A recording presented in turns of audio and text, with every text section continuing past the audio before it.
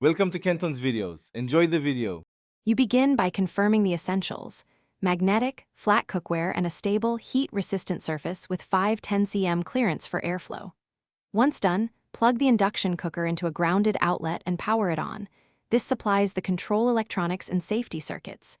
Make sure the pan sits centered over the coil. The cooker senses metal contact and won't heat if offset. Finally, choose manual power or a preset program to initiate induction. You'll feel the response immediately as the cookware heats.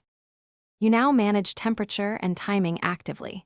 Select a power level or dedicated program and prefer gradual increases to prevent temperature overshoot. Because induction changes heat quickly, small adjustments produce fast results. That's why you should stir or adjust every few minutes for even cooking.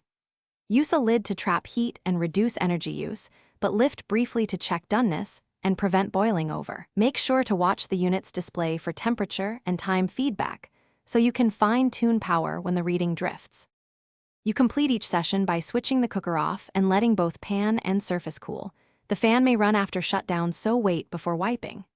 Once cool, clean the glass top with a damp cloth and mild detergent. Never submerge the unit or use abrasive scrubbers that damage sensors.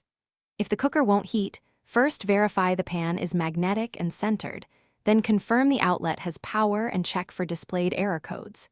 If issues persist, reset the unit or consult support. That single reset often clears sensor. Thanks for watching. Consider subscribing if we helped you.